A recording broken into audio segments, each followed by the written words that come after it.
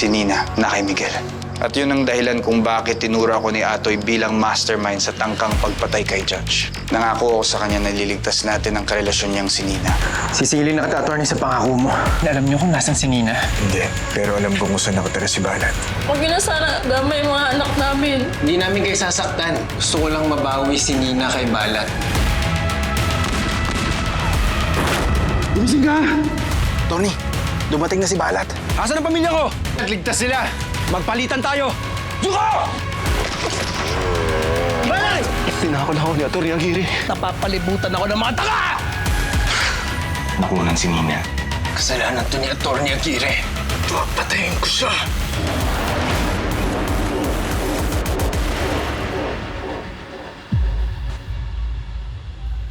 Atoy, alis muna ako. Ang importante akong gagawin. Pero dumito muna kayo. Huwag kang mag-alala. Ligtas kayo dito. Salamat, attorney. Kung hindi dahil sa inyo, baka wala na si Nina. Ang pamilya ni Balat, kamusta sila? Pinatuloy muna namin sa kumbentong tumatanggap ng mga batang nasa peligro ang buhay. Huwag kang mag-alala. Nasa ligtas sila doon. Yung mga labi niya pinaayos na rin namin. Sa naging trabaho ko, naging malabo na ang linya naghihiwalay sa buhay at kamatayan. Alam ko kasi na sa isang saglit lang, pwede kang patayin o mamatay. Mga kinitil kong buhay, hindi ko pinahalagahan yung mga yun. Dahil nasabi ko mga kriminal sila. Mga walang kwenta yung buhay nila. Pero dahil sa nangyari kay Balat, kay Nina at sa aming anak, naramdaman ko, napagtanto ko kung gaano kahalaga ang buhay. Kahalagahan ng buhay. Yan ang tinuro sa akin ng nanay ko nung bata pa ako.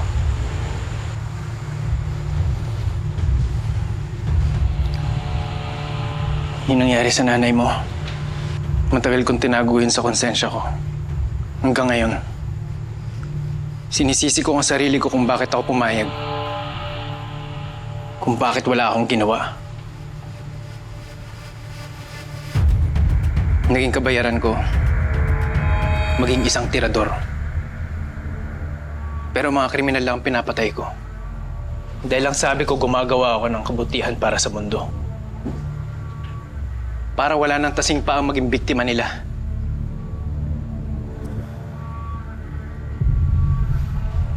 Pero nagkamali ako. Naging biktima pa rin ng halimaw si Nina pati ang aming anak.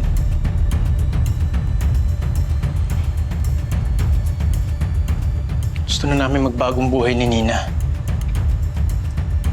Pero bakit lagi akong pinipilit para pumatay?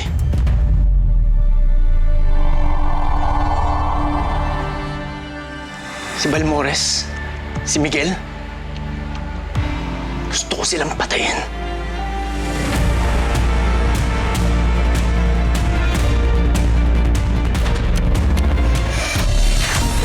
Abra, makinig ka. Papawiin ko sa lahat. Ayun sa'yo, Abra. No one refuses the judge. Ewan ko na. Pagkasiguro ng meeting ko para turugin siya. Kanila, papahirapan ng mga makapangyarihan. Lalo pag nasa baba kanila, para kalang langgang madali na tapakan. Nilahin kanila hanggang mawala ng pag-asa at makakapitan. Ganto na ba ang kapalaran ng bawat isa? Sa uli, gustong mangarap, hindi para sa sarili, hindi para sa iba. Kahit mahirapan na gawin sa lipunan, puro sabihin, pinipilit ko pa rin naabuti. Alam ko na madaming pagsubok ang dadaan, kahit nakapatayan man sa atin nakapay. Kaya di ka mababayaan, ipaglaban, hahawakan ang kamay. Ako'y mamimilitan para sa lahat, kahit ayaw ko na ang hustisya ay maginap. Ako'y susuko sa lahat, kahit na mahirapan. Ako'y susuko, papaluhin ang hanapin, ipaglaban kita hanggang sa muli.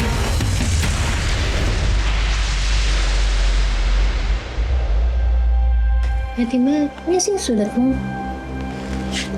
Ihayag letter ko po kay na Mami at Lolo. I want them to know na miss na miss ko na po sila. I want them to know that I wanna go home to see them na po, Yaya.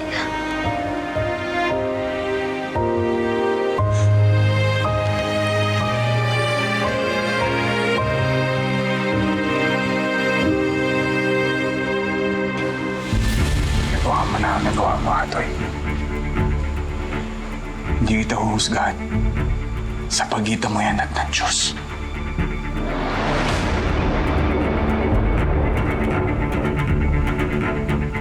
May panahon pa para magbago ka. Hindi pagpatay ang tamang paraan. Kung hindi ang katarungan, bakit mo sila dadalhin sa impyerno kaagad? Kung pwede naman nilang danasin muna ang impyerno dito sa lupa. Yung mga naghahari-harian na yan, ang pinakamasakit na parusa para sa kanila, ang tanggalin ng kanilang kalayaan.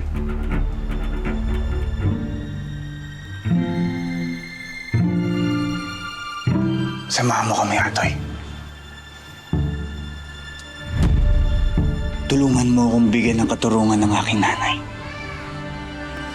Inina ng anak mo. At lahat ng mga biktima ni Balmores at ni Miguel.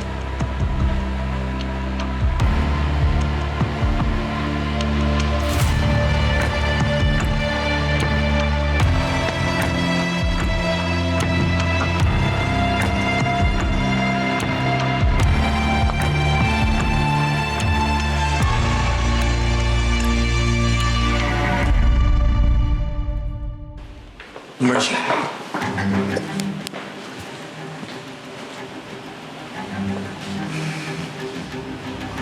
Magandang umaga. Tumawag ng sekretary ni Judge. Handa na daw ang search warrant. Kausap ko na si Cabo. I-assist na kayo at ang mga polis niya.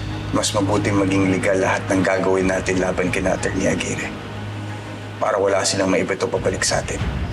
Halika na, sunduin na natin si Fatima.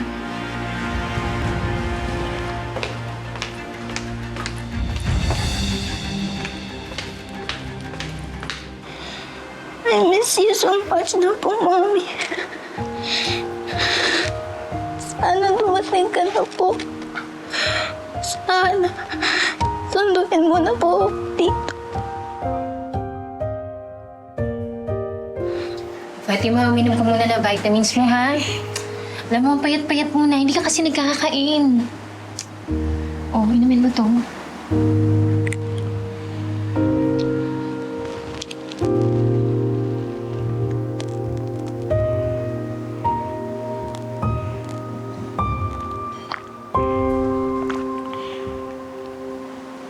Yaya, kahit ganun po si Daddy, he's not as nice as Tito Abra, pero sinabi niya bad po si Tito Abra. Huwag mong sasabihin yan. Di ba sinabi ng daddy mo na huwag mo siyang i-compare kay Tito Abra mo? But why? Yaya, I'm just telling the truth. Di ba masama mo sinungaling?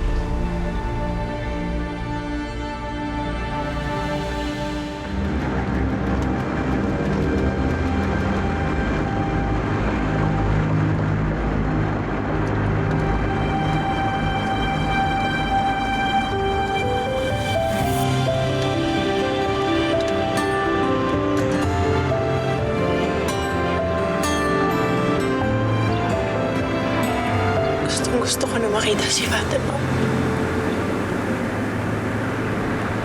Miss na miss ko na siya.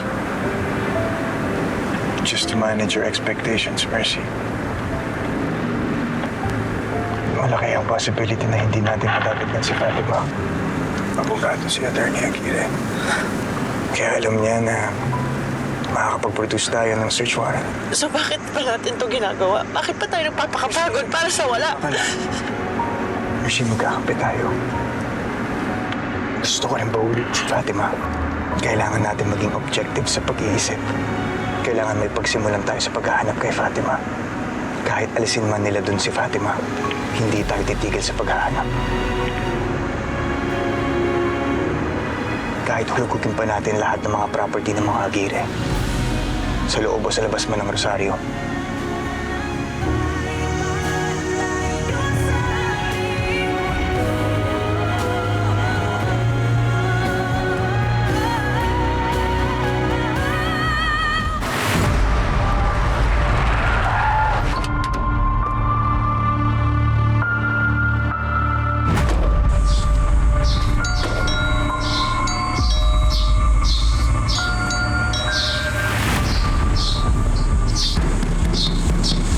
Atty. Aguirre!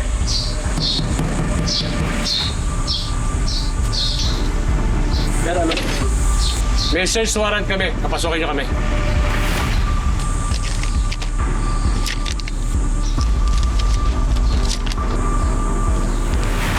Saglit lang, sir. Kukonsulta muna namin. Papapasukin niyo ba kami o lahat kayo aarestuhin namin sa kasong obstruction of justice?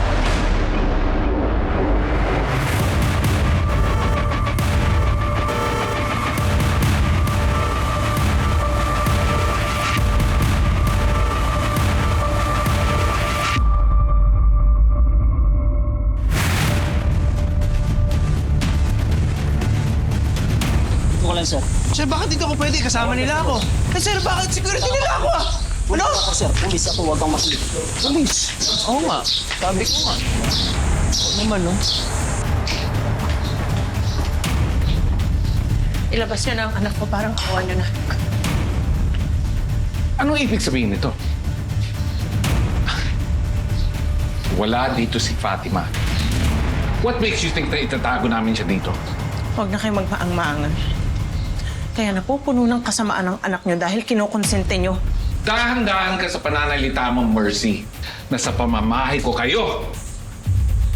It's okay, Dad. I got this.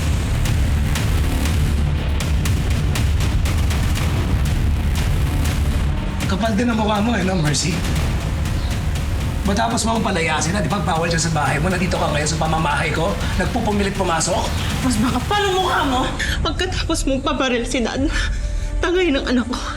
Umaasta ka pang matinong tao, ha?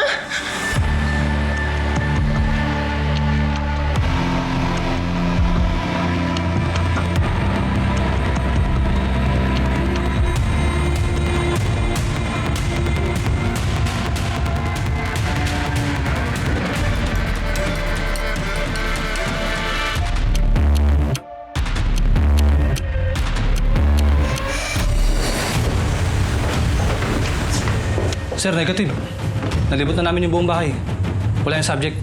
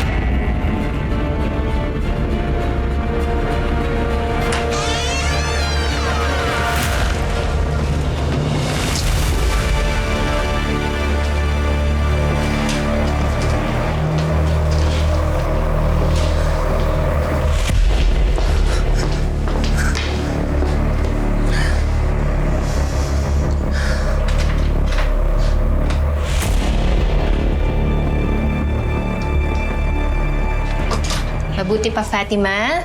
Kumain ka muna, ha?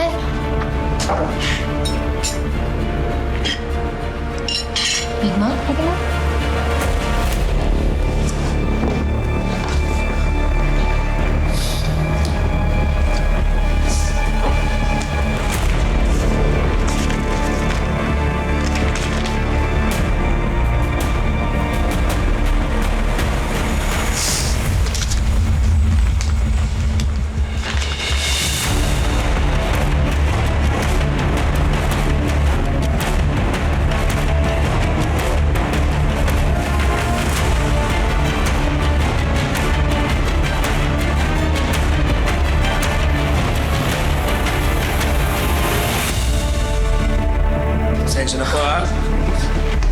Ano, Mercy? What's up? You happy? You found everything? I mean, what are we doing here anyway? I already told you, wala dito si Fatima. Sinungaling ka. Sulat to ni Fatima. Nasaan ang anak ko?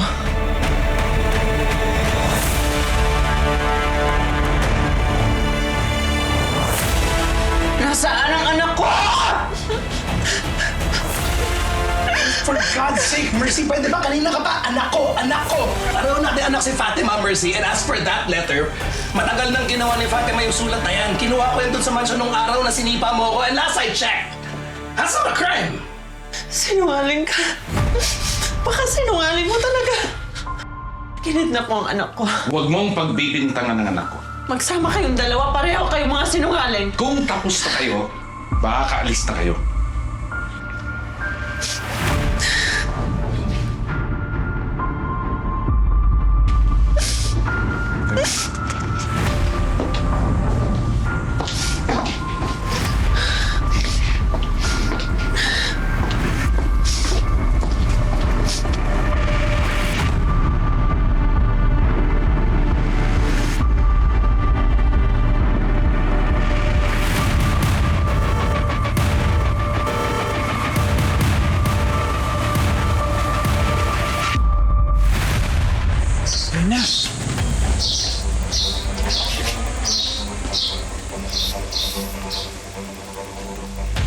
Nagsayang lang kayo ng oras. Sinabi ko na sa inyo, di ba? Kahit balik na rin niyo ba ang bahay ko, wala dito si Fatima.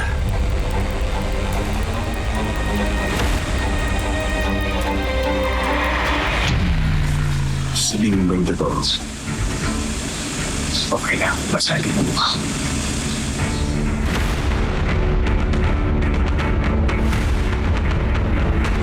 Puro salita. Hindi. Hayaan mo siya. Bubugbugin mo ako. Do it. Ang dami kong witnesses, oh. Gawin mo. Do it. Pakita mo sa kanila yung pagkatao mo. Pakita mo sa kanila hindi ka lang violente. Hindi ka lang traitor. Isa kang mamamatay tao. Do it.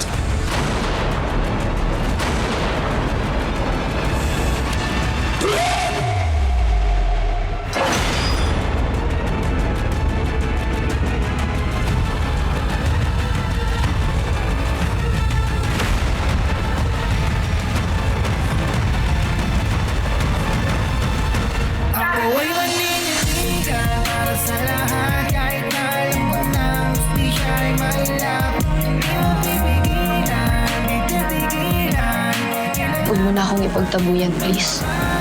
Kailangan mo ako. Kailangan ko makita ang anak ko. Hindi tayo titigil hanggat hindi natin siya nakikita. Bago pa ako tuloy maging suspect, uunahan ko na sila. Nagiging tuso na naman si Miguel. May naiisip akong paraan kung paano natin makikita si Fatima. Si Tom. Ano pong utos ni attorney? Dalhin yung mga laruan sa kabilang mansyon. Bigyan nyo sa yaya. Wala si Fatima! Paano kayo nalusugan ng bata? Ang dami-dami na dito!